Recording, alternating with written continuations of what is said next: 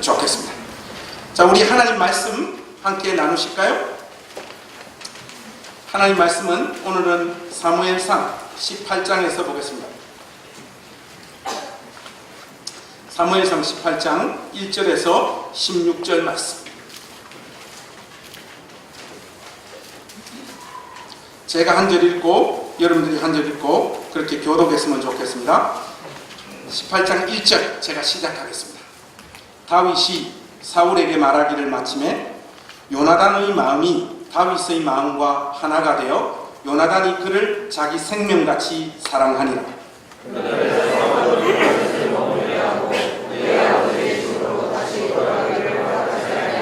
요나단은 다윗을 자기 생명같이 사랑하여 더불어 언약을 맺었으며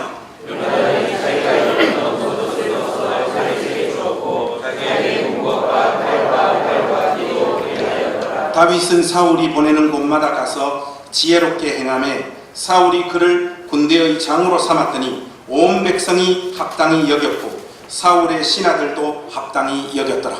우리가 돌아올 때 곧 다윗이 블레셋 사람을 죽이고 너로에게 너희들이 이스라엘 모든 성읍에서 나와서 노래하며 수와 노래를 가지고 사울을 찬양하는데 여인들이 뛰놀며 노래하여 이르되 사울이 죽인 자는 천천히요 다윗은 만만이로라 한지라.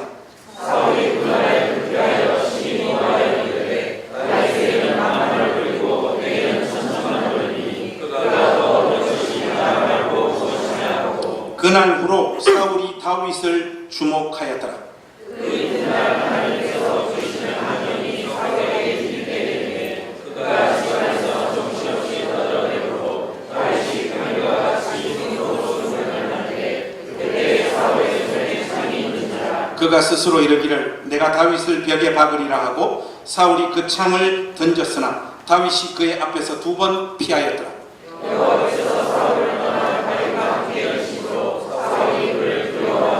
그러므로 사울이 그를 자기 곁에서 떠나게 하고 그를 천부장으로 삼음에 그가 백성 앞에 출입하며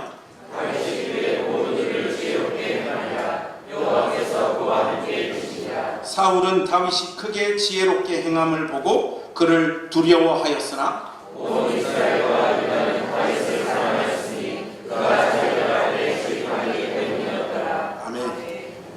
자, 우리 하나님 말씀 함께 나누기 전에 우리 가족들하고 한번 인사 나누실까요? 우리 따뜻하게 옆에 오신 분들, 앞뒤에 오신 분들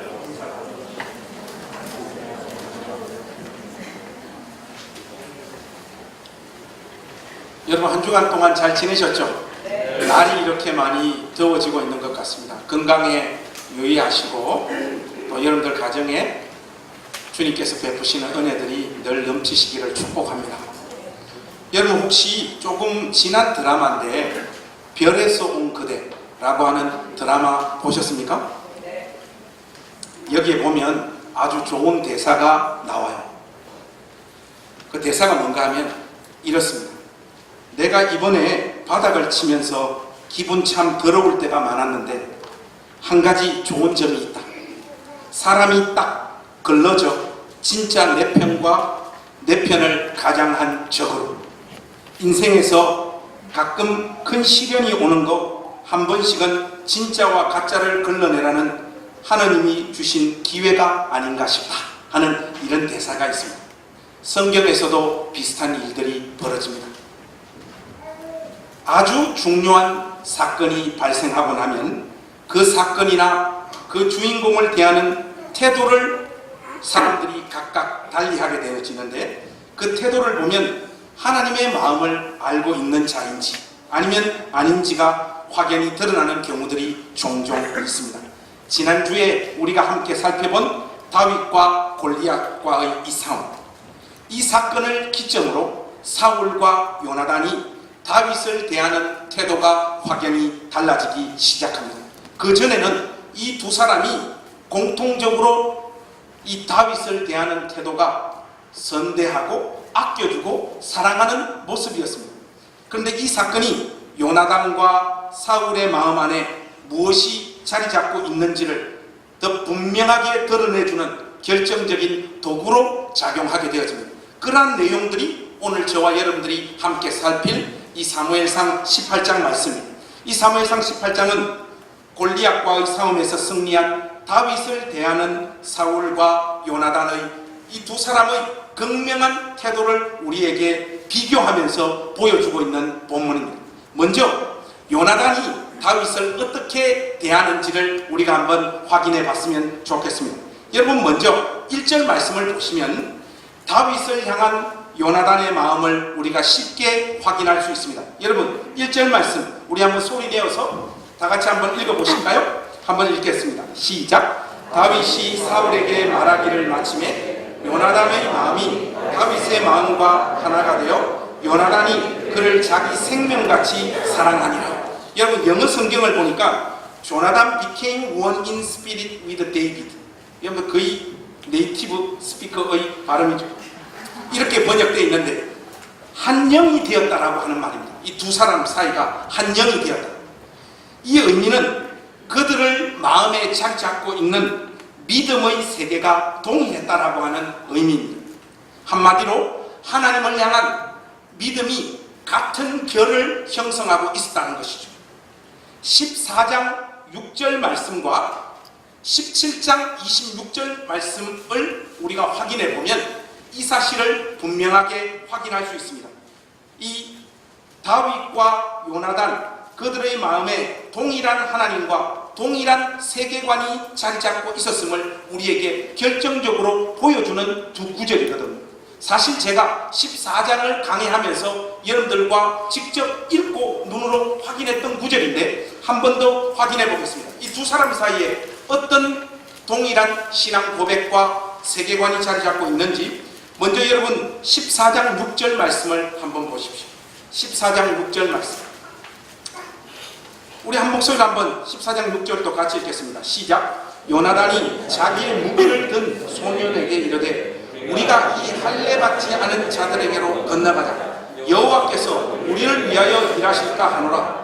여호와의 구원은 사람이 많고 적음에 달리지 아니하였느니라. 여러분, 이 14장 6절은 요나단이 토해놓고 있는 고백이에요. 여러분, 17장으로 넘어가서 다윗이 고백하는 내용을 한번 더 확인해 보십시다. 17장 26절 17장 26절 한번 이 구절도 같이 읽어보실까요? 다윗이 곁에 서 있는 사람들에게 말하여 이르되 이 블레셋 사람을 죽여 이스라엘의 치욕을 제거하는 사람에게는 어떠한 대우를 하겠느냐? 이 할례 받지 않은 블레셋 사람이 누구이기에 살아계시는 하나님의 군대를 모욕하겠느냐? 여러분, 이 두 사람 그들의 신앙 고백에 공통적으로 등장하고 있는 표현이 무엇입니까? 그것은 바로 할례입니다. 하나님은 할례의 유무에 따라 거룩한 자와 거룩하지 못한 자를 철저하게 구분하시는 하나님이시라는 것을 여러분들이 기억하셔야 됩니다. 이것이 하나님의 일하심의 기준이요 원칙입니다. 한마디로 하나님의 능력과 은혜로 말미암아 우리의 전 존재가 지금 여기에 서 있습니다. 모든 것이 하나님의 역사이며 결코 우리의 능력과 우리의 재주로 말미암아 우리가 이 자리에 서 있지 않습니다 하는 이 스피릿, 이 정신이 할례 언약을 심령에 소유한 자들의 고백입니다. 할례의 정신을 소유한 자와 그렇지 않은 자에 대한 철저한 구별이 하나님의 일하심의 원칙이 되는데 다윗과 요나단 이 두 사람 모두의 심령 안에 할례의 정신이 그 중심에 온전히 자리 잡고 있었던 것이죠. 골리앗과 승리하고 돌아온 다윗의 모습을 보면서 다윗 안의 이 신앙의 세계가 실존하고 있음을 요나단이 확인하고 있는 것입니다. 더군다나 하나님의 구속사, 하나님의 일하심의 방식이 저 다윗을 통하여 이루어지고 있음을 요나단이 확인하고 있습니다. 그래서 온 마음을 다해 다윗을 사랑하고 요나단은 다윗과 한 마음이 되기로 마음을 먹었던 것이죠. 여러분, 이것이 단순한 인간적인 연합이나 동맹이 아니라 하나님에 대한 이해와 그분의 일하심에 대한 동일한 믿음의 소유라는 사실을 여러분 기억하십시오. 이 두 사람의 공통된 믿음의 결, 동일한 세계관, 하나님을 품고 이해하는 동일한 방식, 이것이 자연스럽게 두 사람을 사랑과 신뢰의 자리로 이끌고 있는 것입니다.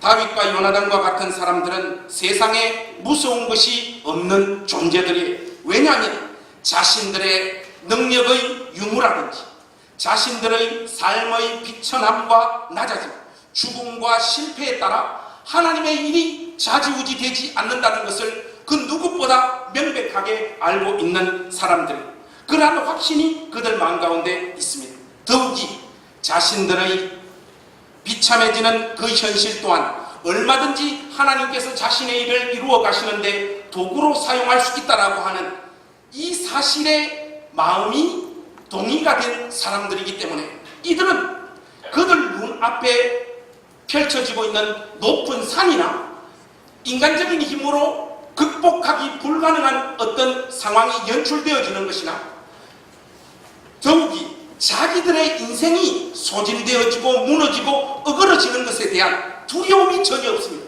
어떤 모양으로 자기의 삶이 이끌어지고 어떤 상황을 만나든 간에 그 가운데서 하나님이 일하시고 하나님은 한치의 오차도 없이 자신의 일을 이루어 가신다라고 하는 그 확신 때문에 눈앞에 펼쳐지는 그 어떤 여건과 상황 앞에서 겁을 먹지 않아. 여러분, 이런 식의 정신을 소유하고 있는 자들의 모습을 히브리서 11장에서 우리에게 소개하고 있습니다. 그래서 여러분들께서 다윗과 요나단의 마음 가운데 구체적으로 어떤 믿음의 세계가 자리 잡고 있는가를 이 히브리서 11장의 말씀을 통해서 확인해 볼 수 있습니다. 여러분, 성경 한번 열어보실까요? 히브리서 11장 말씀 여러분 한번 열어보십시오. 32절에서 40절 말씀 한번 우리 같이 읽었으면 좋겠습니다. 길지만 우리 집에서 성경 잘 안 읽으니까, 더군다나 소리 내서 성경 잘 안 읽으니까 여러분들 교회 오셨을 때라도 우리가 한번 같이 쭉 읽었으면 좋겠습니다. 32절에서부터 우리 40절 말씀까지 우리 좀 길지만 한 목소리로 우리 같이 읽겠습니다. 시작. 내가 무슨 말을 더 하리요? 기드온, 바락, 삼손, 입다, 다윗 및 사무엘과 선지자들의 일을 말하려면 내게 시간이 부족하리로다. 그들은 믿음으로 나라들을 이기기도 하며 의를 행하기도 하며 약속을 받기도 하며 사자들의 입을 막기도 하며 불의 세력을 멸하기도 하며 칼날을 피하기도 하며 연약한 가운데서 강하게 되기도 하며 전쟁에 용감하게 되어 이방 사람들의 진을 물리치기도 하며 여자들은 자기의 죽은 자들을 부활로 받아들이기도 하며 또 어떤 이들은 더 좋은 부활을 얻고자 하여 심한 고문을 받되 구차히 풀려나기를 원하지 아니하였으며 또 어떤 이들은 조롱과 채찍질뿐 아니라 절박과 옥에 갇히는 시련도 받았으며 돌로 치는 것과 톱으로 켜는 것과 시험과 칼로 죽임을 당하고 양과 염소의 가죽을 입고 유리하여 궁핍과 환난과 학대를 받았으니 이런 사람은 세상이 감당하지 못하느니라. 그들이 광야와 산과 동굴과 토굴에 유리하였느니라. 이 사람들은 다 믿음으로 말미암아 증거를 받았으나 약속된 것을 받지 못하였으니 이는 하나님이 우리를 위하여 더 좋은 것을 예비하셨은즉 우리가 아니면 그들로 온전함을 이루지 못하게 하려 하심이니라. 여러분, 제가 여기서 주목해보고 싶은 말씀은 38절 말씀입니다. 이런 사람은 세상이 감당하지 못하느니라. 할례 언약이 그들의 중심 가운데 분명히 새겨져 있는 자들은 이 세상이 감당하지 못합니다. 왜냐하면 하나님을 위하여 수고하다가 내 목이 날아가도 나는 괜찮노라 하는 이런 정신의 소유자들을 이 세상이 어떻게 감당할 수 있겠습니까? 이것이 바로 다윗과 요나단의 마음 가운데 자리 잡고 있었던 믿음의 세계였어요. 여러분, 우리가 읽은 오늘 본문으로 돌아가서 동일한 믿음의 세계와 하나님께서 다윗을 통해서 그분의 일을 이루어 가기로 작정하신다는 것을 확신한 요나단의 선택을 한번 보십시오. 3절에서 4절 말씀에 보시면 18장 3절과 4절 말씀 한번 보십시오. 제가 한번 읽겠습니다. 요나단은 다윗을 자기 생명같이 사랑하여 더불어 언약을 맺었습니다. 여러분, 성경 안에서 개인적인 일들로 인하여 구약 성경 전체에서 1대1로 언약을 맺고 있는 유일한 장면이 바로 이 장면입니다. 그런데 4절 말씀 보시면 요나단이 자기가 입었던 겉옷을 벗어 다윗에게 주었고 자기의 군복과 칼과 활과 띠도 그리하였더라, 이렇게 말하고 있습니다. 요나단이 자기 생명같이 사랑하여 다윗과 언약을 맺었을 뿐만 아니라 자신의 겉옷, 군복, 칼, 활과 띠도 모두 다 다윗에게 주었더라. 성경이 그렇게 말하고 있습니다. 이것들은 매우 중요한 성경적인 의미를 가진다는 사실을 여러분 기억하십시오.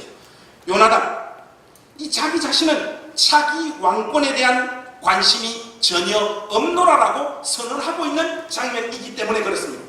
오히려 이 나라의 다음 왕은 다윗이 되어야 된다라고 하는 분명한 확신 가운데 자신의 모든 것들을 다윗에게 전달함으로써 다윗, 네가 다음 이 나라를 우리 아버지 다음 이끌고 가야 될 왕이라고 선포하고 있는 것이, 요나단은 하나님의 역사하심이 다윗이라는 인물을 통해 이루어질 것을 꿰뚫어 보고 있었던 것입니다.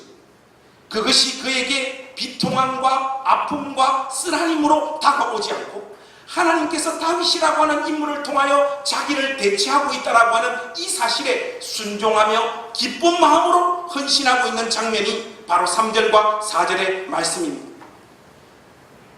자신의 몫이었던 왕직을 하나님의 기름 부으심과 하나님의 함께하심이 함께하고 있는 다윗에게 넘기고 있는 자발적 헌신의 자리로 요나단이 나아가고 있는 것이죠. 요나단에게 있어서 중요한 것은 자신의 입신양명이나 출세나 왕이 되어서 자기 자신을 증명하는 것이 아니었습니다. 하나님의 일하심이 중요했고 그것이 꼭 자기 자신을 통하여 이루어지지 않아도 괜찮습니다라고 고백하고 있는 거예요. 이게 바로 할례 언약이 이 10년 가운데 새겨져 있는 자의 정신 세계입니다. 할례의 정신을 알아 하나님께서 하나님께로 마음이 집중되어 있는 자가 걸어가는 삶의 구체적인 모습을 요나단이 오늘 우리에게 보여주고 있는 것이죠. 18장이 요나단의 걸어가는 길과 대조적으로 등장시키고 있는 인물이 한 사람 있는데 요나단의 아비 사울입니다. 사울 역시 잔챙이 시절의 다윗을 향하여서는 따뜻함과 사랑으로 응대했다라는 사실을 여러분 기억하십시오. 특별히 16장 21절에 보면 사울이 그를 크게 사랑하여 자기의 무기를 드는 자로 삼고 그렇게 표현하고 있습니다. 다윗을 사랑하되 크게 사랑하였다, 이렇게 말하고 있어요. 골리앗과의 승리 후에로 집으로 출퇴근하지 않고 왕궁에서만 계속 머물고 자기 곁에 두었던 호의를 베풀었던 사람이 사울입니다. 그런데 여기까지입니다. 할례 받은 마음이 없는 자들의 호의는 항상 그 선이 정해져 있다는 사실, 여러분 이 사실도 우리가 잘 기억해야 됩니다. 자기의 이름과 영광을 넘어서지 않는 지점까지만 사람을 키워주는 것이고 지원해주는 것이고 사랑해주는 것이죠. 그러나 자신의 호의를 베푼 그 사람이 자기의 명성과 영광을 뛰어넘는 그 순간이 올 때 할례 정신이 없는 사람의 마음 가운데는 그를 향한 시기와 질투의 마음으로 불타오르기 시작하는 것입니다. 이런 경우를 교회 안에서도 참 많이 찾아볼 수 있는데 제일 대표적인 케이스가 부사역자들은 담임 목사보다 성경을 더 잘 가르치거나 설교를 더 잘하면 안 되잖아요. 전사님 아멘입니까? 1년 뒤에 목사 안수를 받게 될 것입니다. 근데 불안한 사람은 우전도사예요. 이런 일들이 교회 안에서 불문율로 장착이 되어져 있습니다. 지금 제가 상당히 우려하고 있는데 오후 성경 공부만 봐도 우리 반은 별로 안 오는데 저 식당에서는 우전사가 이끄는 그 성경 공부반에는 이상하게 사람들이 점점 많아지고 있어요. 시장. 제가 연말에 전사님을 갈아치울 예정입니다. 저는 친절한 사람이고 예측 가능한 존재여서 미리 우리 우전사님에게 노티스를 주는 것이니까 다른 교회를 지금부터 찾아보시기 바랍니다. 키워줘도 키워주는 사람을 넘어서면 안 되는데 우리 전사님이 이미 넘어서고 있습니다. 여러분, 이게 바로 사울이 품는 정신의 세계고 마음의 결이었습니다. 여러분, 6절에서 9절 말씀 한번 보십시오. 여기 보면 다윗이 골리앗을 주의 이름으로 물리치고 전쟁에서 대승을 하고 돌아오는데 그때 이스라엘 여인들이 나와서 열렬히 환영합니다. 여러분들이 잘 아는, 우리 교회에서는 아주 우스운 말씀으로 인식되어지고 있는 6절에서 8절 말씀, 우리 이 말씀도 소리내서 한번 같이 읽어보실까요? 같이 읽겠습니다. 시작. 무리가 돌아올 때 곧 다윗이 블레셋 사람을 죽이고 돌아올 때 여인들이 이스라엘 모든 성읍에서 나와서 노래하며 춤추며 소고와 경세를 가지고 왕 사울을 환영하는데 여인들이 뛰놀며 노래하여 이르되 사울이 죽인 자는 천천히요 다윗은 만만이로다 한지라. 사울이 그 말에 불쾌하여 심히 노하여 이르되 다윗에게는 만만을 돌리고 내게는 천천만 돌리니 그가 더 얻을 것이 나라 말고 무엇이냐 하고. 여러분, 히브리 시의 관례에 따르면 여인들이 부르고 있는 이 노래의 의미는 두 사람을 비교하면서 업적의 크기를 지금 비교하고 있는 표현들이 아니에요. 원래 이런 식의 표현은 사울과 다윗이 함께 수만의 블레셋 군사들을 무찔렀다라고 하는 표현입니다. 사울은 아마 히브리인이었기 때문에 이 사실을 알고 있었을 것입니다. 그럼에도 그가 진노의 마음을 품기 시작했던 것은 아마도 사울 자신과 다윗의 이름이 동일선상에서 사람들의 칭송을 받고 있기 때문이었을 것이 가능성이 많습니다.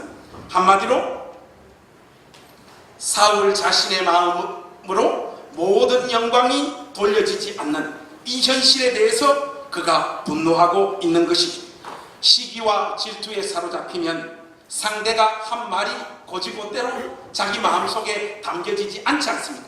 그냥 표현되어진 일반적인 어떤 두 사람을 칭찬하는 이 표현이 비교해서 오히려 다윗을 더 높이는 표현으로 인식하기 시작하는 것이죠. 사울에게서는 자신의 자리를 위협하는 지점까지 커버린 다윗을 향한 시기의 마음이 이제 본격적으로 자라나기 시작합니다. 이런 마음을 사울 스스로가 다스리거나 통제하지 못합니다.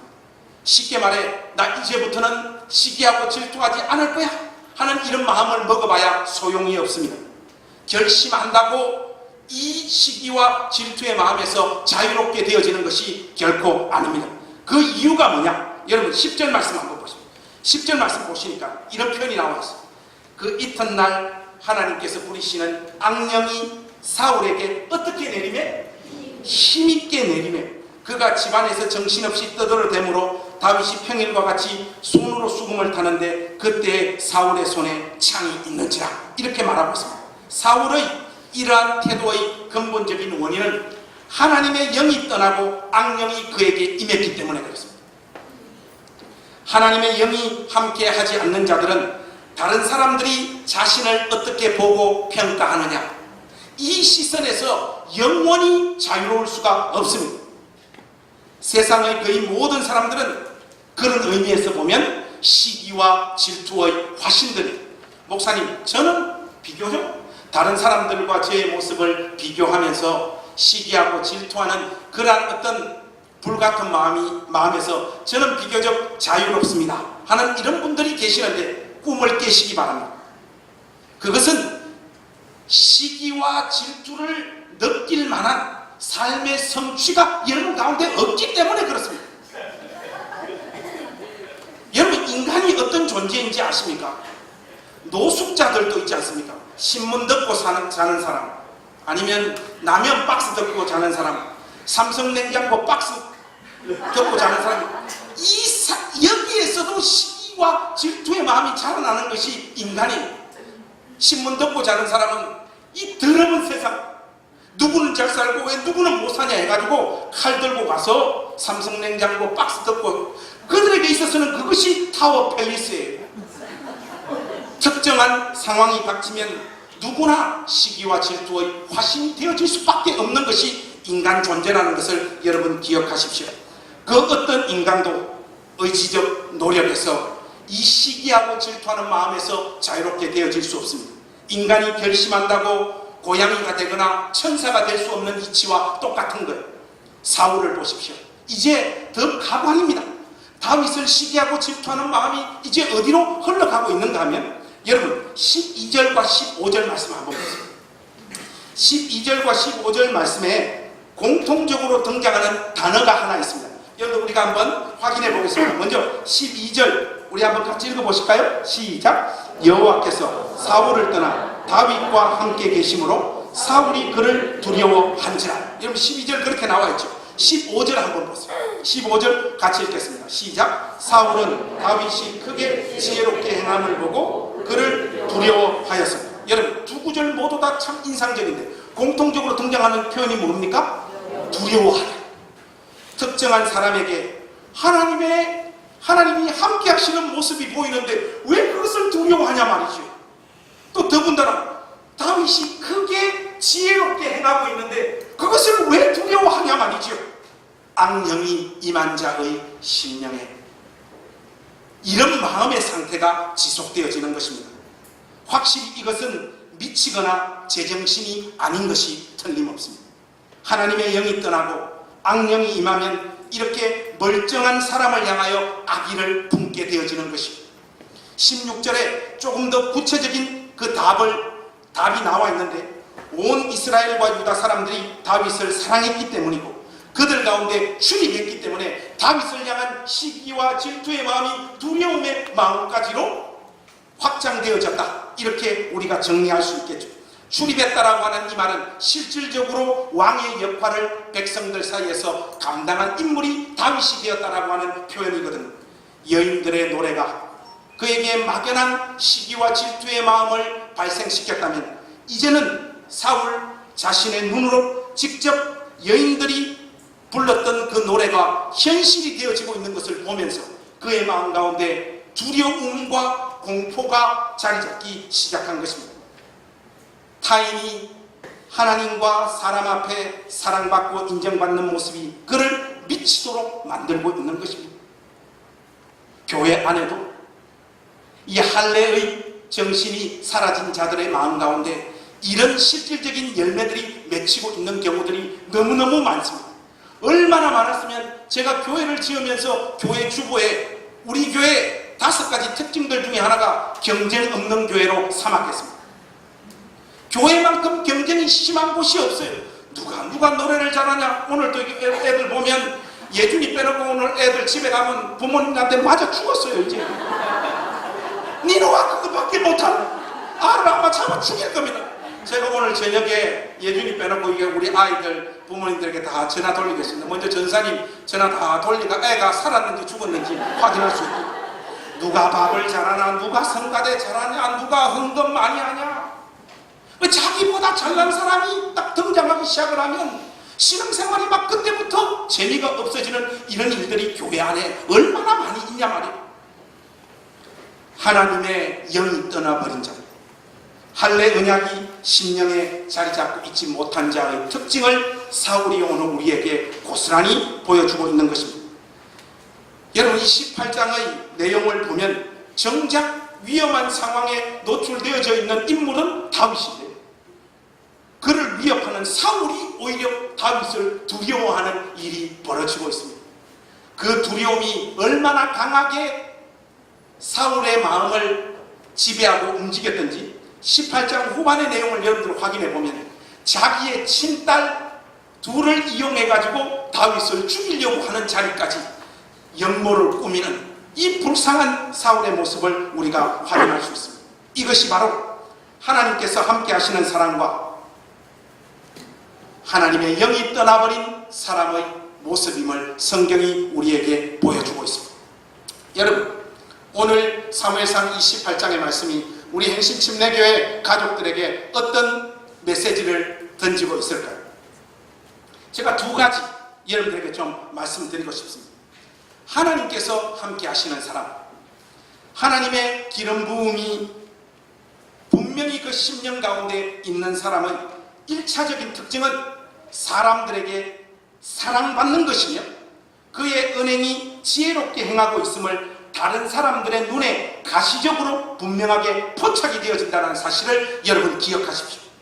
여러분들이 18장을 더 자세히 읽어보시면 다윗이 다른 사람들로부터 사랑을 받았다라고 하는 표현과 지혜롭게 행하였다라고 하는 표현이 계속해서 반복되어지고 여러 번 계속해서 내용이 등장한다는 것을 확인할 수 있을 것입니다. 우리나라 개신교 신자들의 가장 큰 문제는 하나님과의 친밀한 또 깊은 교제가 다른 사람들 눈에는 확인되어지지 않는 형태로 신앙이 장착되어져 있다는 것이에요. 기도하는 일에 열심인 사람들, 하나님 말씀을 열심히 공부하고 열심히 읽는 사람들, 거기에 시간을 많이 들이는 사람들이 교회에서는 거의가 다 재수 없는 인간들이 되어 있지 않습니까? 왜 이런 말도 안 되는 일들이 벌어질까 곰곰이 생각을 해보니까 하나님과의 개인적인 초월적인 접촉과 만남, 이런 어떤 영적인 경험을 하다 보면 그것이 자신과 타인의 위치를 구분시켜주는 특별한 어떤 경험들로 자꾸 인식하는 것 같습니다. 한마디로 개인적으로 하나님을 깊이 만나고 체험하는 이것이 어느 순간 그 심령 가운데 영적인 훈장으로 장착되어져 버렸다는 말이죠. 성경을 많이 봤다, 기도를 오래 한다, 그것 자체로는 그것이 믿음의 행위라는 것을 증명해 줄 수 없다는 사실을 분명히 하십시오. 그러한 경건의 활동들이 실제로 여러분들의 영혼을 적시고 여러분을 하나님의 사람으로 빚어가고 있다면 여러분은 다른 사람들에게 하나님의 사람으로 인정을 받으셔야 됩니다. 제일 악질적인 멘트가 뭔가 하면 다른 사람들은 몰라줘도 하나님은 내 마음 아신다는 것. 이거 토해놓는 집사들은 다 진리를 행하겠습니다. 보통 이런 말은 삐지거나 토라진 자들이 자기 정당성을 확보하기 위하여 토해놓고 있는 고백이지, 진정으로 성숙한 신자들은 이런 말들 사람들 앞에 또 독백으로라도 하나님 앞에 하지 않습니다. 이상하게도 경건하다는 사람들을 보면 사회성이 떨어지고 하나님을 향한 자기 진심과 열정을 유독 강조하면서 다른 사람들과 잘 친해지를 못해요. 그리고 다른 사람들이 볼 때 이해하기 어려운 행동들을 많이 합니다. 제가 신학교 시절에 기숙사 생활을 했잖아요. 기숙사는 학부 4학년생들이 새벽 기도 시간에 설교 순서를 맡아서 감당합니다. 저도 한번 했었고, 우리 침례신학대학 새벽 기도 역사상 가장 위대한 설교를 한 사람으로 제가 지금 기억되고 있죠. 정 집사님 지금 비웃으시는 겁니다. 정 권사님. 근데 제가 지금 기억하는 친구가 한 명 있어요.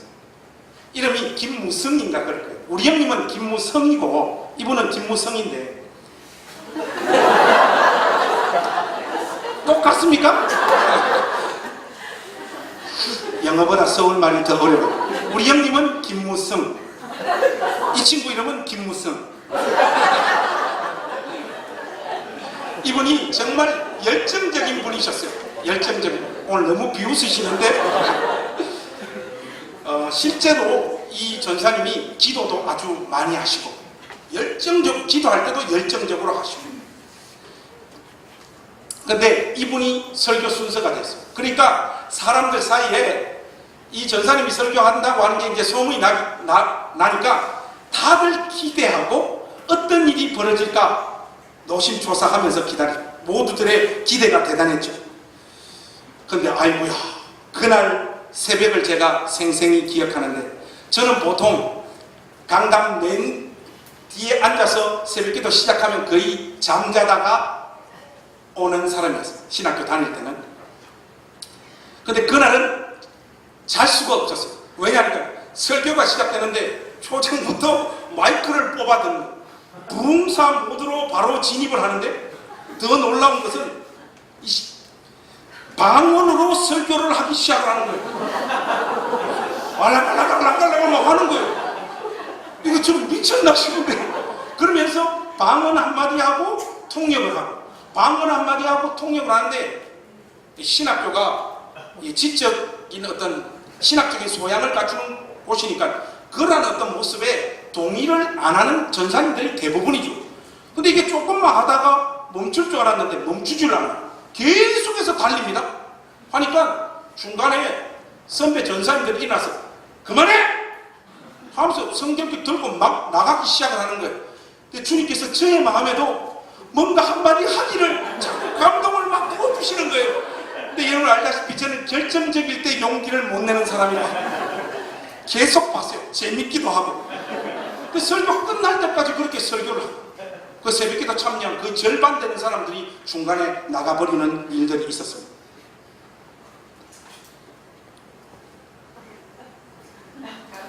이분처럼 하나님께 집중하는 분, 기도를 많이 하는 분, 하나님을 향하여 열정적인 분들 보면 사회성이 다 같이 이렇게 떨어져요. 신학교 시절에 성경 많이 보고 기도하는 사람들 중에 현장에 나와서 목회를 제대로 하는 인간들이 별로 없어요. 여러분 이거 정말로 희한한 일들이지 않습니까?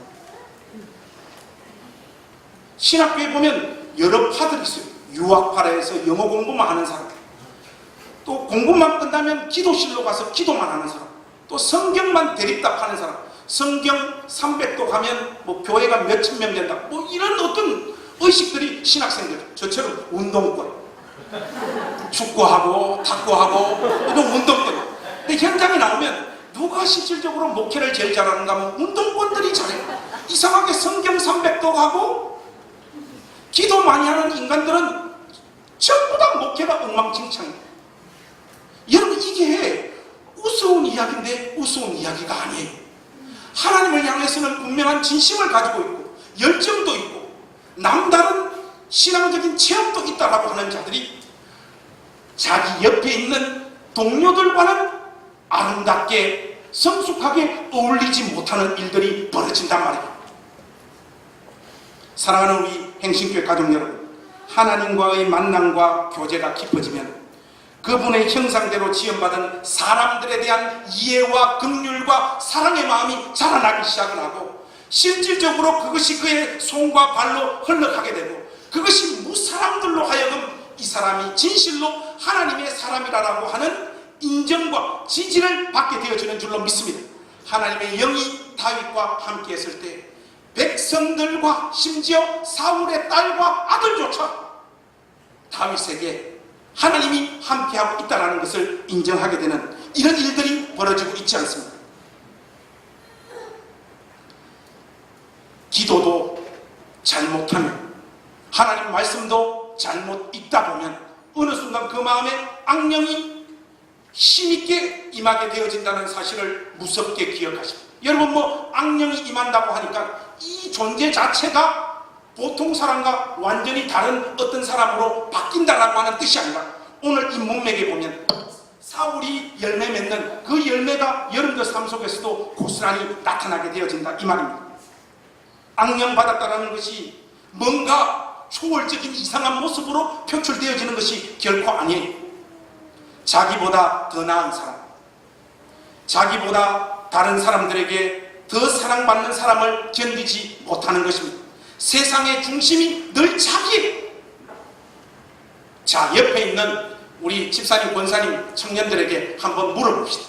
자, 여러분 두 명씩 한번 짝 지어 시킨 대로 집사님, 권사님 저 얼굴 좀 봐주세요.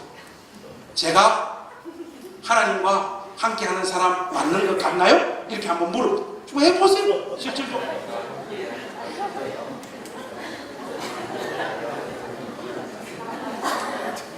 자신있게 말을 해주는 사람이 아무도 없습니다.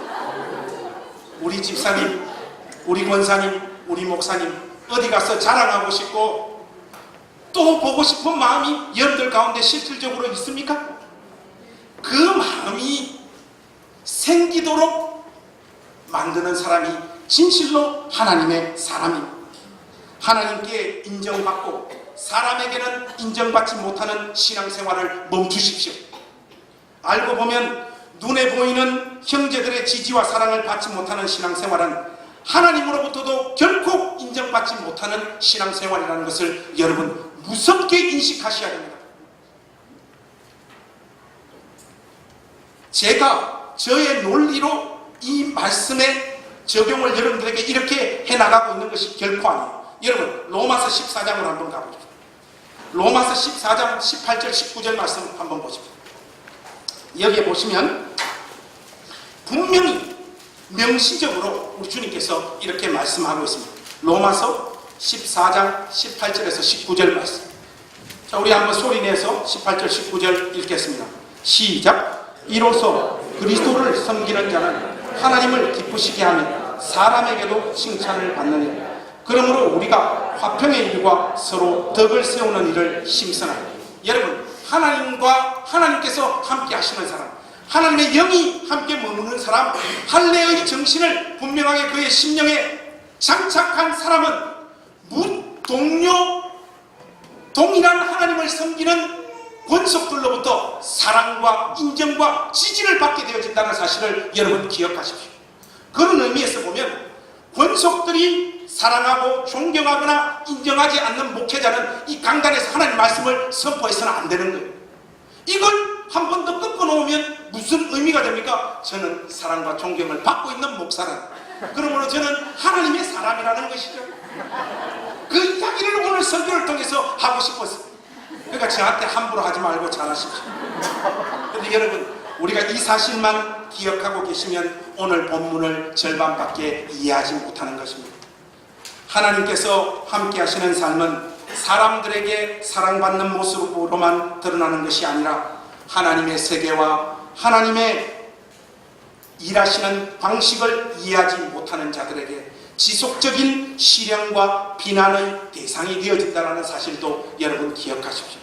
저의 이 목회의 여정을 오늘 설교를 준비하면서 이렇게 해보니까, 과거를 회상해보니까, 여러분 목사로 살면서 저 한번 우리 교회 가족 아들한테 두들겨 맞아본 적도 있었어요. 자기 엄마 말을 교회의 가장 중요한 정책으로 삼지 않는다고 한 번 오셔가지고 이분이 화가 많이 나셔가지고 우통도 벗고 바지도 벗고 팬티만 입고 저를 두들겨 패는데 저도 두들겨 패고 싶던데, 근데 목사가 주먹 뻗으면 난리 날 것 같아서 끝까지 제가 믿음으로 견딘 게 아니라 쇼를 끝까지 잘했어요. 엄청 맞았어요. 그날 엄청 맞았어요. 우리 집사람 그 옆에서 저 두들겨 맞는 거 보고 막 울고, 그것도 믿음으로 우는 게 아니라 쇼로.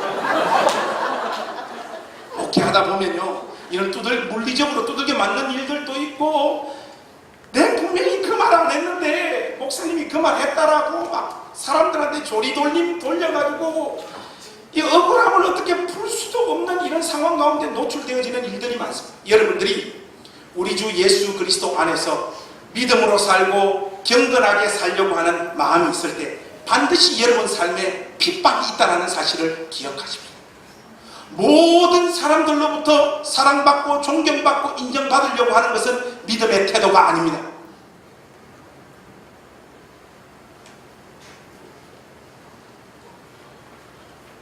이 부분이 참 어려운 부분인데, 왜냐하면 자기의 기질과 인격의 모남 때문에 사람들의 배척을 받는 사람이 믿음으로 살기에 나는 핍박을 받노라 이렇게 인식하는 사람도 교회 안에는 꽤 많더라고요.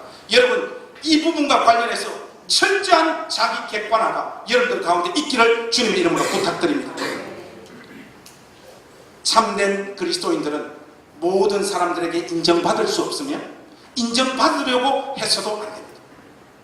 하나님께서 그와 함께 하시는 삶의 모습이 구체적으로 어떻게 표현되어지고 있는지 우리가 성경 한 구절만 더 찾아서 확인하고 오늘 설교 마무리하겠습니다. 여러분 창세기 39장으로 한번 가보십시다. 19절에서 22절 말씀입니다.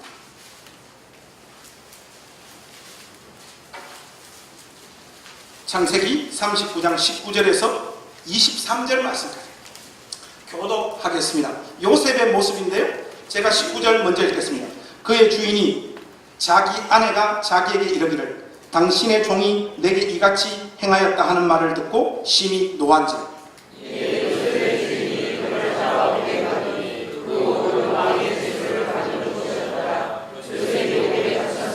여호와께서 요셉과 함께 하시고 그에게 인자를 더하사 간수장에게 은혜를 받게 하시며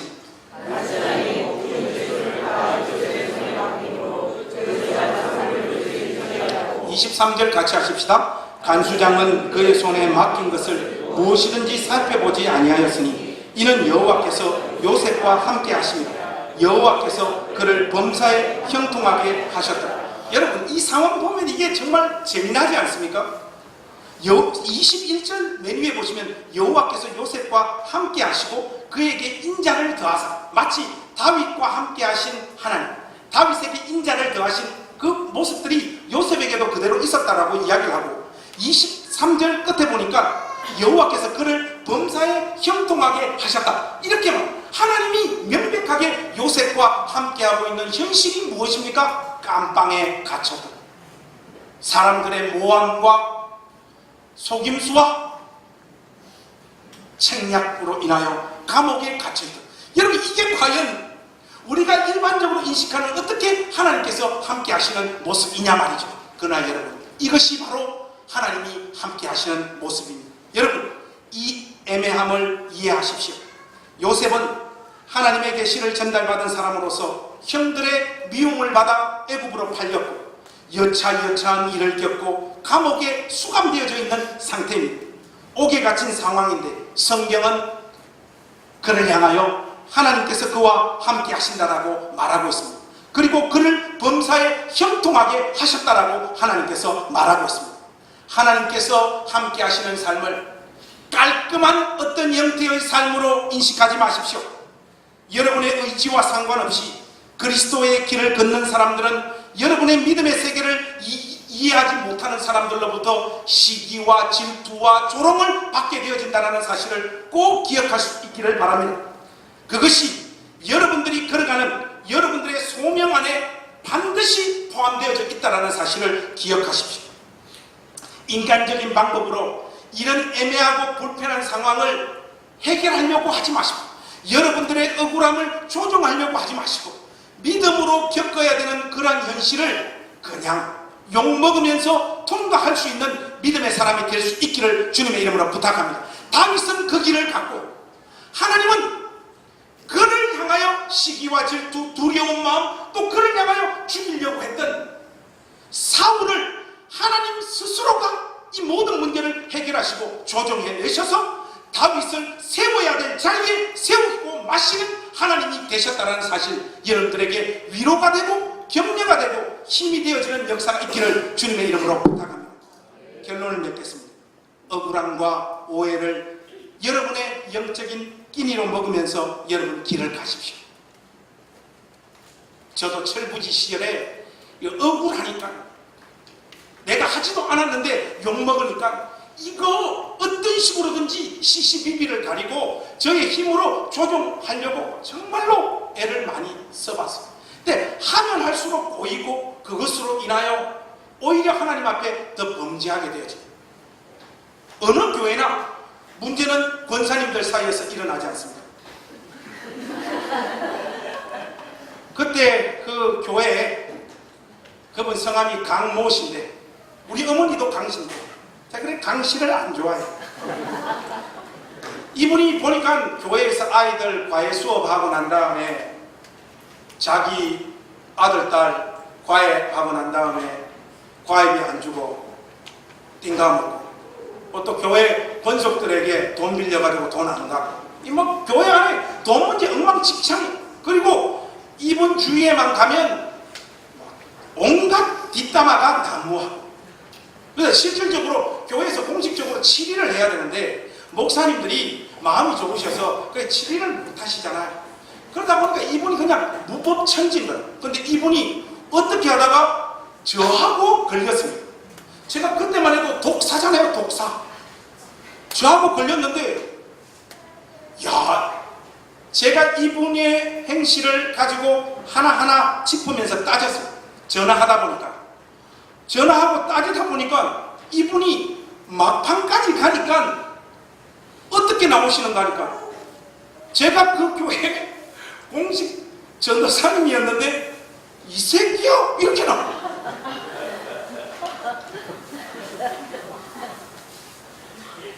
이건 뭐 도저히 견딜 수가 없는 거예요. 전하고 하니까 안 되는 거예요. 그래서 교회에서 무사람들 앞에서 당신이 저지른 행동을 내가 분명하게 다 밝혀서 당신의 잘못을 묻겠다 해서 교회에 가서 그 권사님하고 저하고 딱 만났어요. 권사님 하니까 권사님 어떻게 나오시는가 하니까 전사님 한 주간 잘 지내셨죠? 이걸 죽여하노. 세월이 흘러서 그 권사님하고 저하고 지금 잘 지내요.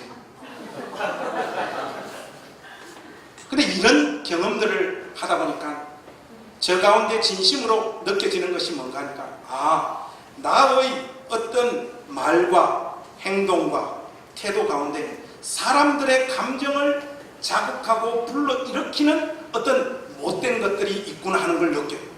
여러분, 권속의 아들이 와서 사역자를 두들겨 패는 일이 어디 있습니까? 그리고 권사님 입에서 이 새끼야 하는 게 어디 있어요? 세월이 흘러서 깨닫는 거 보면 그분들의 잘못이 아니야.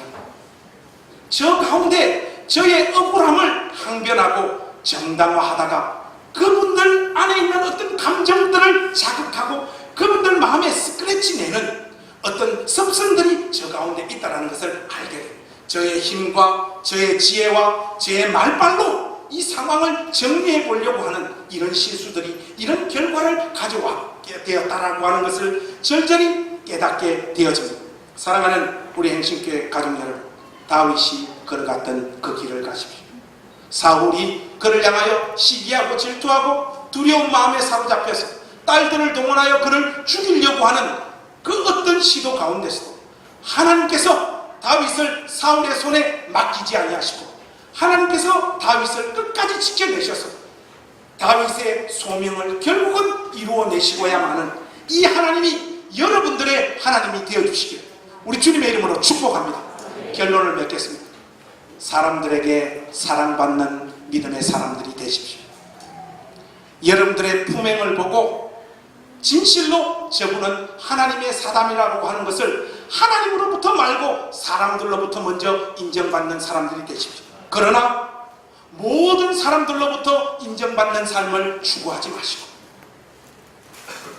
경건하게 거룩하게 살려고 몸부림치다가 겪게 되어지는 이런저런 억울함과 답답함을 믿음으로 짊어지고 하나님께서 그 문제 가운데 개입하셔서 역사하실 거라고 하는 믿음 붙잡고 끝까지 여러분들의 삶을 멋지게 경주해내시는 우리 행신교회 온 권속들 되어지시기를 우리 구주 예수 그리스도의 이름으로 축원하며 기도하겠습니다. 하나님, 오늘 사무엘상 18장 말씀을 통하여 우리에게 도전해 주시니 감사합니다. 하나님, 우리 서로가 서로에게 진실로 그 믿음을 인정해주는, 인정할 수밖에 없는 삶을 살아내는 하나님의 사람들이 되어지도록 은혜 베풀어 주시옵소서.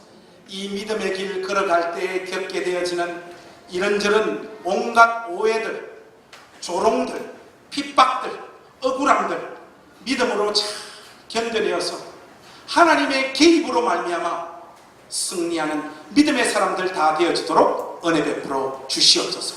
우리 구주 예수 그리스도의 이름으로 간절히 기도하옵나이다. 아멘.